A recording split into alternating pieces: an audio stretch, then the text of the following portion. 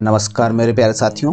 तो आज के इस वीडियो में हम चर्चा करेंगे मानव पाचन तंत्र के बारे में। पाचन तंत्र की अगर बात करें तो उसका सेकंड वीडियो है। इससे पहले जो फर्स्ट वीडियो था उसमें हमने पाचन तंत्र के अंगों के बारे में वहाँ पर चर्चा की थी कि कौन सा अंग पाचन में किस तरीके से अपना रोल प्ले करता है। और आज की इस वीडियो हम देखेंगे कि पाचन की जो प्रक्रिया होती है वो मानव में किस तरीके से संपन्न होती है, उसमें कौन कौन से एंजाइम वहाँ पर अपना रोल प्ले करते हैं और किस तरीके से किस अंग में किस तरीके से भोजन का पाचन होता है। तो चलिए चीज़ों को एक एक करके समझते हैं। सबसे पहले अगर बात करें कि जो पाचन की प्रक्रिया होती है वो मानव में दो प्रकार की होती है। ठीक है, मानव में दो प्रकार के पाचन देखने को मिलते हैं। एक होता है यांत्रिक पाचन जिसको हम बोलते हैं मैकेनिकल डाइजेशन। अब मैकेनिकल डाइजेशन जो होता है इसमें जो भी यांत्रिक क्रियाएं पाचन के दौरान होती है उनको हम शामिल करते हैं, जैसे भोजन को काटना, चबाना, उसको पीसना, निगलना और जो क्रमानुकुंचन की प्रोसेस होती है, इन सभी प्रक्रियाओं को हम यांत्रिक पाचन या मैकेनिकल डाइजेशन में शामिल करते हैं। इसके बाद देखने को मिलता है रासायनिक पाचन। अब रासायनिक पाचन में जो भी केमिकल प्रोसेस होंगी, केमिकल रिएक्शंस होंगी, उनको हम यहाँ पर शामिल करेंगे। इसमें क्या होगा, जो भी एंजाइम्स होंगे, जो भी केमिकल्स होंगे, उनके माध्यम से भोजन का जो पाचन होगा उसको हम रासायनिक पाचन के अंतर्गत शामिल करेंगे। ठीक है, अब मानव का जो पाचन होता है ना, ये मुंह से स्टार्ट हो जाता है। जैसे ही हम भोजन को अंदर लेते हैं मुंह में, वहीं से हमारा पाचन स्टार्ट हो जाता है और छोटी आंत में जाकर ये पाचन समाप्त होता है। ठीक है, ये दोनों पॉइंट भी ध्यान रखने वाले हैं, इनसे भी क्वेश्चन परीक्षाओं में पूछे जाते रहे हैं। अब मानव में जो पाचन की प्रक्रिया होती है इसमें हमें 5 चरण देखने को मिलते हैं। ठीक है, सबसे पहला होता है अंतर्ग्रहण या इंजेशन, दूसरा होता है पाचन, तीसरा होता है अवशोषण, चौथा होता है स्वांगीकरण या एसिमिलेशन, पांचवा होता है परित्याग या जिसको हम डिफेकेशन भी बोलते हैं। ठीक है, इन 5 प्रक्रियाओं में पाचन की जो प्रोसेस होती है वो पूर्ण होती है। अंतर्ग्रहण जो होता है इसको हम बोलते हैं जब भोजन को हम मुंह के माध्यम से शरीर में अंदर लेते हैं, उस प्रोसेस को बोलते हैं हम अंतर्ग्रहण या इंजेशन। ठीक है, इसके बाद आती है पाचन। पाचन का सिंपल से अगर बात करें तो पाचन का मतलब ये होता है कि जो भी जटिल यौगिक हम मुंह के माध्यम से शरीर के अंदर भोजन के रूप में ले रहे हैं उनको सरल यौगिकों में तोड़ना, सरल यौगिकों में उनको चेंज करना, जिससे हमारा शरीर उनको अपने कार्यों के लिए यूज कर सके। इसके बाद आता है अवशोषण। अवशोषण का मतलब ये होता है कि जो भी छोटी आंत में रसांकुर पाए जाते हैं जिनको हम लैक्टिकल्स बोलते हैं, उनके द्वारा भोजन का अवशोषण करना, ये प्रोसेस कहलाती है अवशोषण या एब्जॉर्प्शन। इसके बाद चौथी प्रोसेस होती है एसिमिलेशन या स्वांगीकरण।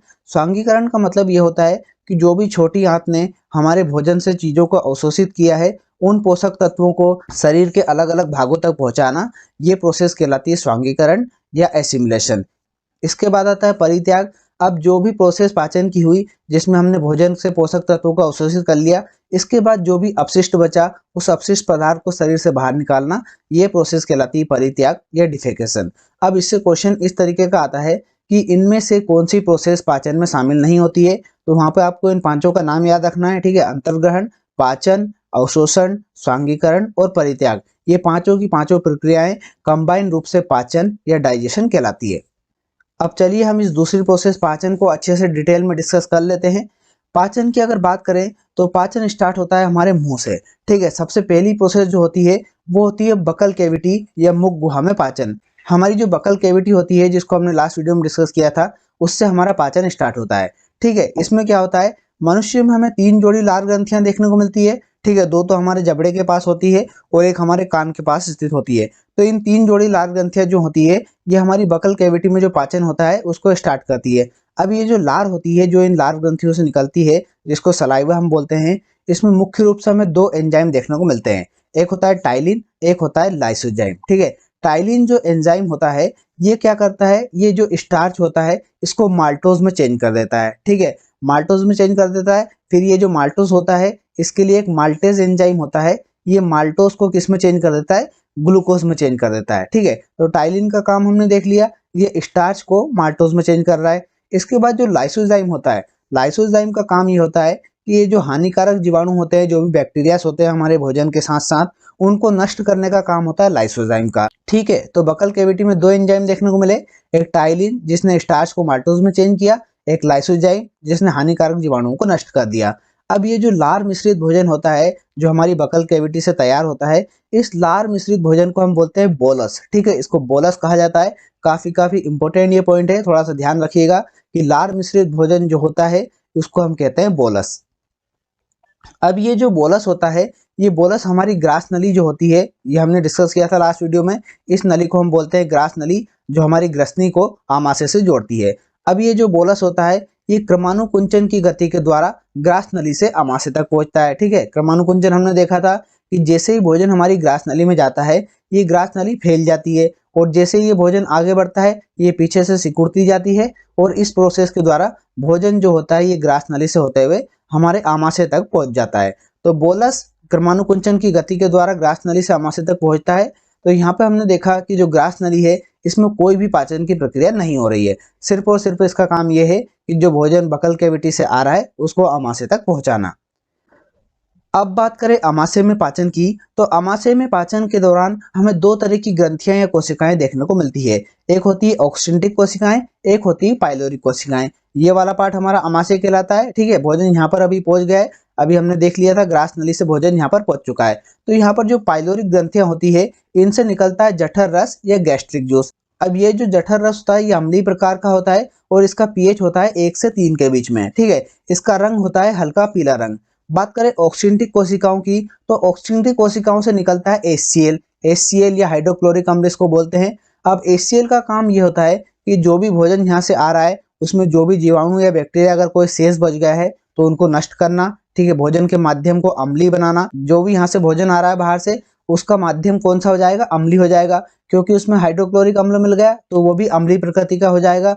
और इसका काम होता है कि जो पेप्सिनोजन और प्रोनेरिन नाम के जो रसायन यहाँ पर पाए जाते हैं, हमारा जो जठर रस होता है, उसमें पेप्सिनोजन और प्रोरेनिन नाम के 2 केमिकल देखने को मिलते हैं। अब ये क्या होता है? इनएक्टिव फॉर्म में होते हैं। अब HCl जो होता है, इसका काम ये होता है कि पेप्सिनोजन को पेप्सिन में बदल देता है और प्रोरेनिन को रेनिन में बदल देता है। अब पेप्सिन और रेनिन जो होते हैं, ये एक्टिव फॉर्म में होते हैं, और पेप्सिन का काम ये होता है कि जो भी भोजन के साथ साथ प्रोटीन आ रहा है, उस प्रोटीन के पाचन में सहायता करेगा। और रेनिन जो होगा, रेनिन का काम स्पेसिफिक होता है। ठीक है, रेनिन क्या करता है? रेनिन जो दूध की प्रोटीन होती है, जिसको हम कैल्सिनोजन बोलते हैं, इस कैल्सिनोजन प्रोटीन को ये कैल्शियम पैराकेसिनेट में बदल देता है। ठीक है, तो आमाशय में क्या क्या हुआ? यहाँ पर जठर रस था, जठर रस जिसको हमने गैस्ट्रिक जूस कहा था, उसके पेप्सिनोजन और प्रोनेरिन को HCl ने पेप्सिन और रेनिन में बदला, और पेप्सिन और रेनिन जो थे, इन्होंने डायरेक्टली इनडायरेक्टली प्रोटीन का यहाँ पर डाइजेशन किया। यहाँ पर हमने क्या देखा कि आमाशय जो है हमारा, उसमें केवल और केवल प्रोटीन का पाचन हुआ। ठीक है, पेप्सिन और रेनिन दोनों ने यहाँ पर प्रोटीन का पाचन किया, और कार्बोहाइड्रेट का यहाँ पर पाचन नहीं होता है। ठीक है, तो ये पॉइंट भी ध्यान रखने वाला है कि जो आमाशय हमारा होता है, इसमें केवल और केवल प्रोटीन का पाचन हमें देखने को मिलता है। यहाँ पर कार्बोहाइड्रेट का किसी भी प्रकार का पाचन नहीं होता है। अब ये जो आमाशय से हमारा भोजन आता है, जिसमें हमारा HCl मिला होता है और गैस्ट्रिक जूस मिला होता है, इस भोजन को हम बोलते हैं काइम। ठीक है, ये जो काइम होता है, ये आगे चल के छोटी आंत में पहुंच जाता है। जो यहाँ पर आपको पिंक कलर का स्ट्रक्चर दिखाई दे रहा है, ये हमारी छोटी आंत है। और छोटी आंत में जब ये काइम पहुंचता है, तो यहाँ पर हमें 3 प्रकार के जूस देखने को मिलते हैं। सबसे पहला होता है पित्त रस या बाइल जूस, दूसरा होता है अग्नाशय रस या पेनक्रेटिक जूस, तीसरा होता है आंतरिक रस या फिर इंटेस्टाइनल फ्लूइड। ठीक है, इंटेस्टाइनल फ्लूइड इसको बोलते हैं। ये तीनों जूस हमें देखने को मिलते हैं, और ये तीनों यहाँ पर मिलकर जो पाचन की प्रक्रिया होते हैं, उसको पूर्ण करते हैं। सबसे पहले हम बात करें पित्त रस की, तो पित्त रस या बाइल जूस जो होता है, ये निकलता है यकृत से। ये वाला जो स्ट्रक्चर आपको समोसे जैसा स्ट्रक्चर दिखाई दे रहा है, ट्रायंगुलर, इसको हम बोलते हैं यकृत या लीवर। लीवर से ही हमारा बाइल जूस निकलता है, और ये जाकर स्टोर हो जाता है गोल ब्लैडर में। ठीक है, यकृत से निकलेगा और गोल ब्लैडर में स्टोर हो जाएगा। और बात करें इसके रंग की, तो हरे रंग का ये जूस होता है। और बात करें इसके नेचर की, तो इसका नेचर होता है क्षारी नेचर, क्षारी या एल्कलाइन नेचर इसका होता है, और इसका पीएच होता है 8.6। तो 8.6 पीएच हरे रंग का द्रव होता है, जो निकलता है यकृत से, और अपनी जो पाचन की प्रक्रिया होती है, उसको संपन्न करता है छोटी आंत में। ठीक है, अब इसका काम ये होता है कि भोजन का जो माध्यम अम्लीय होता है, उसको ये क्षारी बना देता है। अभी हमने देखा था कि यहाँ पर आमाशय में जितना भी पाचन हो रहा था, जितने भी यहाँ पर जूस निकल रहे थे, वो सारे एसिडिक नेचर के थे। अब एसिडिक नेचर के थे, तो उन्होंने भोजन को एसिडिक बना दिया था। अब यहाँ से छोटी आंत में जब ये पहुंचा, तो इसमें जब बाइल जूस मिला, तो इसने भोजन के माध्यम को अम्लीय से फिर से इसको क्षारी बना दिया। अब बात करें दूसरे रस की, तो दूसरा रस है अग्नाशय रस या पेनक्रेटिक जूस। पेनक्रेटिक जूस जो है, इसको हम पेनक्रेटिक जूस इसलिए बोलते हैं क्योंकि ये पेनक्रास या फिर अग्नाशय से निकलता है। ये वाला जो स्ट्रक्चर आपको पत्ते जैसी संरचना दिखाई दे रही है, इसको हम बोलते हैं अग्नाशय या पेनक्रियास।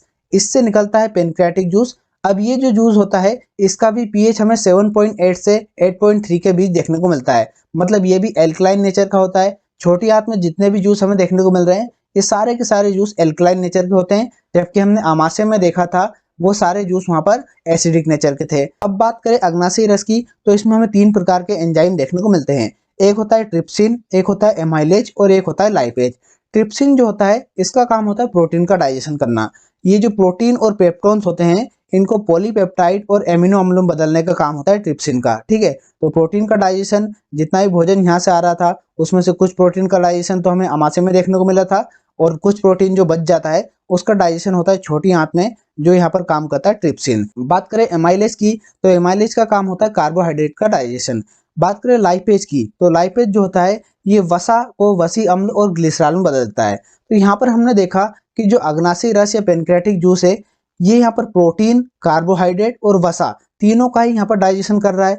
तो जो भोजन में तीनों प्रकार के अणु हैं उन तीनों का यहाँ पर डाइजेशन हो रहा है, इसलिए इस जूस को हम बोलते हैं पूर्ण पाचक रस या कंप्लीट डाइजेस्टिव फ्लूइड। ठीक है, अब हम बात करें छोटी आंत से निकलने वाले तीसरे रस की, तो तीसरा रस है यहाँ पर आंतरी रस या पेनक्रियाटिक जूस। ये पेनक्रियाटिक नहीं लिखा है, ठीक है, इसको आप थोड़ा सा करेक्ट कर लिए, ये इंटेस्टाइनल फ्रूट लिखा है या फिर इंटेस्टाइनल जूस लिखा है। तो आंतरी रस जो होता है ये छोटी आंत से निकलने वाला एक रस होता है। और बात करें इसकी मात्रा की, तो एक दिन में लगभग 2 लीटर के आसपास छोटी आंत से हमें आंतरी रस देखने को मिलता है। बात करें इसके रंग की, तो छोटी आंत से निकलने वाला पीले रंग का क्षारीय द्रव है। ठीक है, ये भी एल्कलाइन नेचर का होता है और पीले रंग का होता है। बात करें इसके पीएच की, तो इसका पीएच होता है 8.0 के आसपास, लगभग 8 के आसपास इसका पीएच होता है। अब इसमें हमें 5 एंजाइम देखने को मिलते हैं। एक होता है इरेप्सिन, माल्टेस, सुक्रेस, लैक्टेस और लाइपेज। इरेप्सिन जो होता है इसका काम हमें ट्रिप्सिन की जैसे ही देखने को मिलता है। ट्रिप्सिन अभी हमने देखा था कि वो प्रोटीन और पेप्टेन को एमिनो अम्ल में बदल रहा था, तो इरेप्सिन भी उसी प्रकार से काम करेगा। देखिए नाम भी इसका मिलता जुलता है, ट्रिप्सिन और इरेप्सिन। तो ट्रिप्सिन और इरेप्सिन दोनों जो एंजाइम हैं ये यहाँ पर प्रोटीन का डाइजेशन करेंगे। बात करें माल्टेस की, तो माल्टेस जो अभी हमने देखा था माल्टोस को ग्लूकोज में बदलता है। बगल केविटी वाले डाइजेशन में भी हमने देखा था कि माल्टेस जो होता है ये माल्टोस को ग्लूकोज में बदलता है। बात करें सुक्रेस की, तो सुक्रेस जो होता है ये सुक्रोज को ग्लूकोज में बदलता है। और बात करें लैक्टेस की, तो ये लैक्टोस को ग्लूकोज में बदलता है। लैक्टोस जो होता है ये कहाँ पर देखने को मिलता है, हमें दूध में देखने को मिलता है। बात करें लाइपेज की, तो लाइपेज को भी हमने लास्ट स्लाइड में देखा था कि लाइपेज जो होता है ये हमारी जो वसा या फैट होता है इसको वसी अम्ल और ग्लिसरॉल में चेंज कर देता है। तो इस प्रकार से हमने देखा कि जो डाइजेशन की प्रोसेस थी ये हमारी छोटी आंत में कंप्लीट हो गई। अब यहाँ से जो भी पोषक तत्व होते हैं इनको छोटी आंत के जो रसांकुर होते हैं वो अवशोषित कर लेते हैं और यहाँ से इनको पहुंचा देते हैं शरीर के अलग अलग भागों में, जहाँ पर इनका शरीर के अलग अलग कार्यों में यूज होता है। इसके बाद जो भोजन होता है ये पहुंचता है हमारी बड़ी आंत में। अब बड़ी आंत में जो एक पार्ट होता है उंडुक, या जिसको हम बोलते हैं सीसम, ये वाला जो पार्ट होता है इसको हम बोलते हैं सीसम या सेसम, इसको बोलते हैं। अलग अलग जगह पर अलग अलग नाम से इसको देखा जाता है। तो अब ये जो सीसम होता है इसका आकार हमें अन्य जानवरों की तुलना में, इंसानों में इसका आकार छोटा देखने को मिलता है। अब छोटा होने के कारण क्या होता है कि इसमें हम सेलुलोज का पाचन नहीं कर पाते हैं। मतलब जो भी सेलुलोज से युक्त भोजन होता है जिसमें हम घास वगैरह, पत्तियां वगैरह शामिल करते हैं, तो इनका पाचन हम नहीं कर पाते हैं, इनको हम नहीं खा पाते हैं। इसका कारण यही होता है कि जो बड़ी आंत का सीसम पार्ट होता है ये छोटा देखने को मिलता है। अब बड़ी आंत में क्या होगा, बड़ी आंत में जो भी अपचित भोजन आ रहा है, छोटी आंत से डाइजेशन के पश्चात जो भी भोजन बच जा रहा है उसमें जो भी मिनरल्स होंगे, जो भी जल होगा, उसके अवशोषण का काम होता है बड़ी आंत का। ठीक है, तो इसमें से मिनरल्स और वाटर को अवशोषण करने के बाद जो भी यहाँ पर अपशिष्ट पदार्थ बचेगा उसको बड़ी आंत के आखिरी भाग, जिसको मलाशय या फिर गुदा द्वार वगैरह बोलते हैं, वहां से इसको अपशिष्ट के रूप में बाहर निकाल दिया जाएगा।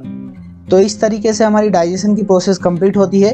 उम्मीद करते हैं जानकारी आपको अच्छी लगी होगी। अच्छी लगी है तो प्लीज़ वीडियो को लाइक और कमेंट करके जरूर बताएं। साथ ही साथ हमारे चैनल को सब्सक्राइब करके बेल आइकन को प्रेस कर लें, ताकि ऐसे ही शानदार जानकारी वाले वीडियो जब भी हम अपलोड करें तो उनको नोटिफिकेशन आपको टाइम टू टाइम मिलते रहें। मिलते हैं नेक्स्ट वीडियो में, तब तक के लिए पढ़ाई करते रहिए, अपना ख्याल रखिए। बहुत बहुत धन्यवाद।